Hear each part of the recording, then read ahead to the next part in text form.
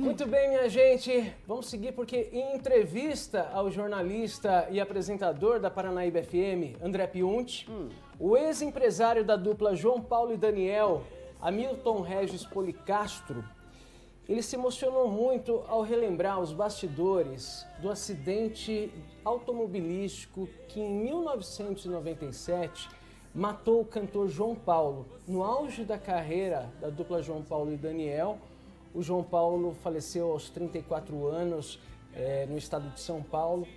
Foi um acidente com o carro do cantor que pegou fogo naquele momento, né, Vasti? Isso mesmo. E, inclusive, posteriormente, a perícia, as investigações comprovaram que foi uma falha na roda do carro, né, do veículo. A empresa, né, que fabrica o carro teve que pagar uma indenização para a família. Não sabia disso. Mas esse acidente que matou o João Paulo aconteceu e, para quem não lembra, na ocasião ele ficou preso às ferragens na hora do acidente, o veículo pegou fogo, o que também foi uma falha no sistema elétrico lá do carro. Uma tragédia, né, gente? E ele acabou morrendo. Carbonizado, né? O Hamilton deu uma entrevista para o André Piunti, narrando como que foi esse dia que chocou o Brasil. Era a principal dupla sertaneja no auge, né? Naquele momento. Quem acompanhou o início de João Paulo e Daniel deve lembrar claramente como foi esse dia. E ele contou também como que foi o momento que ele recebeu essa notícia do acidente do João Paulo. Olha só.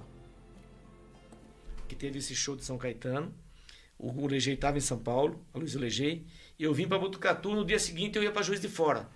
Foi nessa madrugada, depois do show de São Caetano, que teve esse acidente, e daí aconteceu tudo, essa tragédia que aconteceu. Putz. Daí foi uma coisa assim muito...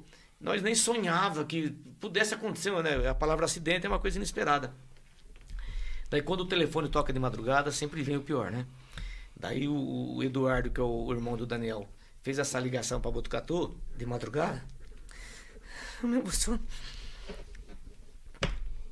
Daí deu essa notícia, né? Que tinha acontecido, mas quando fala que aconteceu, a pessoa deixa no ar, não fala que aconteceu o pior.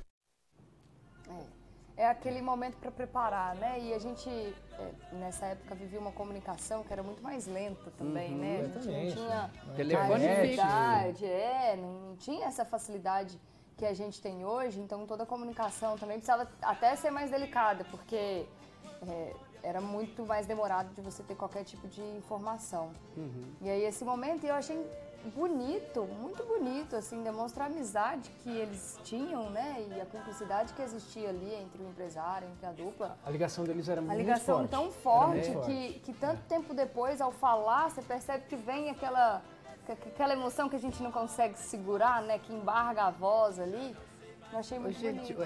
Hamilton, né? Hamilton. O senhor Hamilton estava com eles desde o início? Estava desde o início com a dupla, ele foi quem começou, porque a história da dupla é assim, né? O Daniel, o João Paulo trabalhava com a família do Daniel, o Daniel era de uma família de condições, tinha fazenda e tal, e cantava com o João Paulo, trabalhava, famílias trabalhavam, se conheciam, né? E isso na cidade de Brotas, interior de São Paulo. Aí eles formando a dupla e seguiram, e o Hamilton lá da região descobriu eles ali como talento e ajudou a colocar, na época, em gravadora, e as músicas foram tocando no rádio e explodiram, fizeram um maior sucesso. O João Paulo e Daniel estava realmente no auge, tanto que o João Paulo, no acidente, ele tinha acabado de sair de um show, né, e estava dirigindo o carro, ele mesmo estava dirigindo o carro quando se acidentou. Isso foi no interior de São Paulo, esse acidente. E aí o corpo do João Paulo foi enviado para o IML. Certo. O Hamilton foi chamado para identificar o corpo do João Paulo. Gente, essa responsabilidade, né? Não, acho que não tem nada pior do que esse chamado, né? Exato. E nesse momento o Hamilton, ele conta como que foi essa cena surreal, né, de você ter que identificar a pessoa que você tem uma amizade de longa data e que formam uma parceria, um projeto tão lindo que emocionava o Brasil e até hoje ele realmente se choca ao relembrar dessa cena e ele contou isso pro Piunti. Fiquei o dia inteiro no Cine Clotério. Então eu fui a pessoa que foi indicada para reconhecer o corpo do João Paulo, para assinar e tal. E infelizmente a condição que daí me abriram, isso foi uma coisa que eu nunca mais esqueci, um momento de me abrir aquele freezer, que tem um monte de corpo que a turma acha para as rodovias, que tem que ficar um período lá para achar. E daí o cara foi lá e trouxe o João Paulo. Rapaz do céu, se você vê a situação, foi carbonizada. Se você vê a situação, rapaz, foi uma coisa mais triste da minha vida. E não tinha jeito de liberar o corpo, porque tinha que ter prova, tinha que fazer DNA, tinha que fazer uma porção de coisas para poder arrancar o corpo dali. Daí todos nós, os amigos, gravadora, todo mundo mexendo com um político, o nego ligando deputado. É complicado esse negócio para liberar. Até hoje é assim. Porque no fundo é certo, né? É chato, mas lógico, é o correto. Né? Mas é correto. E, resumindo, eu fiquei o dia inteiro enfiado ali dentro do necrotério, até conseguir isso, umas 4h30 da tarde, que liberaram esse corpo. E eu consegui, eu tinha que ter uma prova que era o cara.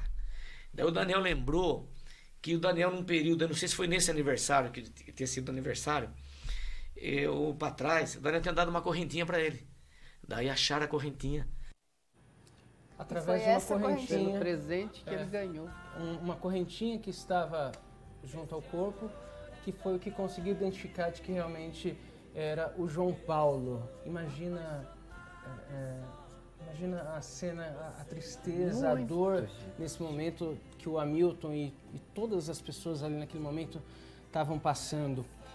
Nessa mesma entrevista, porque ele contou que, além de passar por esse momento, também tinha a situação de que o Brasil inteiro queria saber o que estava acontecendo, queria notícias, queria acompanhar pela televisão tudo, a atualização do que aconteceu com o João Paulo, né? E naquele momento que ele estava lá no IML, onde precisava resolver todo o trâmite do traslado do João Paulo, uma pessoa ajudou ele, uma pessoa inesperada ajudou o Hamilton nessa situação toda, né, Vasti? Uma pessoa que naquela época já era conhecida do público, já era conhecida das pessoas também, mas que hoje é muito mais, né, pelo trabalho que faz na televisão, que é o comandante Hamilton. Então, é o empresário Hamilton e o comandante Hamilton, que a gente vê muito... O piloto. Exatamente, o piloto que a gente vê muito nas coberturas. Exato. E foi ele quem prestou esse auxílio e usou o helicóptero para transportar o caixão e fez tudo isso arriscando ali o próprio trabalho, porque ele deixou de receber os chamados de trabalho para manter o caixão ali em sigilo, para que aquela imagem não fosse divulgada, para que aquilo ficasse preservado. Detalhe, por quê? Você já deve ter visto as transmissões do comandante Hamilton. O helicóptero dele é cheio de câmera dentro. E tinha um caixão ali dentro. E ele trabalhava para uma emissora naquele momento. Ele estava ali para cobrir a tragédia em questão. Ele teve que bloquear tudo. Vamos ver o que aconteceu, o que o Hamilton Policastro fala dessa situação. Saímos dali, daí eu mostrei a medalhinha, dei uma entrevista ali naquele desespero. E eu achei que ia sepultar lá em Brotas naquele horário já. E ia escurecer, o helicóptero não ia chegar. A hora que esse helicóptero decolou, rapaz, sentido pra lá, que eu olhava lá de cima, aquele mar de gente lá em Guarulhos, eu falei, puxa, nós nunca fizemos show aqui, nego nem... Só que eu não sabia que tinha dado essa mobilização nacional, que tinha dado, que a mídia, o povo tinha dado tanta importância para esse acontecimento. Daí que a gente viu o tamanho que tava. A gente viu, eu fui ver isso depois, né? Foi daqui para lá. Daqui para lá, o helicóptero do comandante Hamilton no meio, e nós escoltados com mais helicóptero dos dois lados da aeronave. O que era? As outras televisão filmando. Nossa. O corpo indo para Brotas. E da hora que decolou aqui, sem parar, uma voz no helicóptero. Comandante Hamilton, câmbio, comandante Hamilton. Foi daqui Brotas. Ele trabalhava com uma determinada emissora. Ele era do SBT na época? Na época ele era do SBT. Ele era do Gugu. Ele entrava no Gugu. Ele entrava no Gugu, prestava serviço.